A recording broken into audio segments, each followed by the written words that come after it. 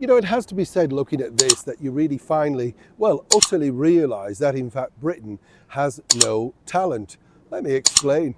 Hi, morning. Nice to see you. Thank you so much for joining me today. I don't mean that unkindly. We'll have a quick wave, by the way. No, I don't mean that unkindly. But when you look at these sort of reality TV juggernauts that have been around now a long time, really a long time, and they're still on television. And when you think about linear TV and the lack of people now watching, you have a big problem.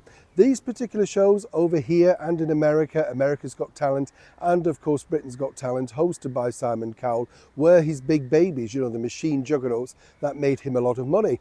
And at the time, if you remember, people like Susan Boyle emerged out of that, not a winner, but certainly a celebrity. Many people enjoyed her voice. I wouldn't necessarily say she was a superstar, but against all odds, she come up and managed to have her moment in the sun, of which when I interviewed her, I was very pleased to meet her, a very nice, down-to-earth lady, albeit I did think not really prepared for the world that certain people were pushing her into.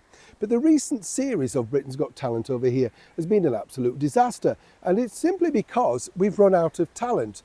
People don't want to enter a show knowing, whichever way you look about it, there's certain elements to that basically the people behind the show want to make sure they're the right people that get the headlines, whether they have a crybaby story, something they've overcome, a hurdle, all that sort of stuff. They're always looking for another Susan Boyle. She was a phenomenon that literally took off around the world, given the fact that she came on stage looking a little bit like a bag lady and left, of course, looking like a superstar, even though, as I say, she didn't win.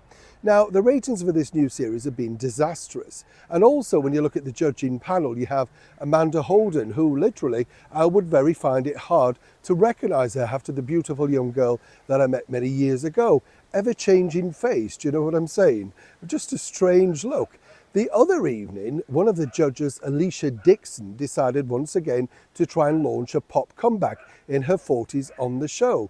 Now, when you think about it, isn't that a little unkind to have a judge literally being given a platform to promote their own single comeback on a show when it's supposed to be about the other people? The day after, everybody was talking about Alicia's performance. Not in a good way, I might add, also. Literally, she was being judged. I would say she wouldn't have reached the buzzer.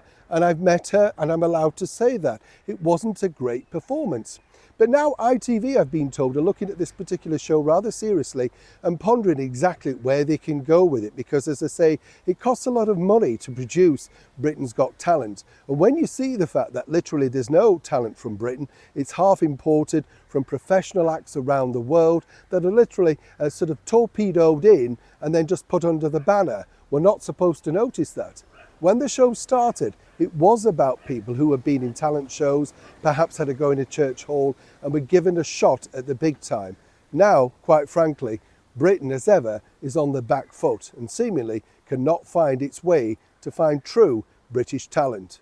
Do you agree? Is it time now to pull the curtain down finally on Britain's Got Talent?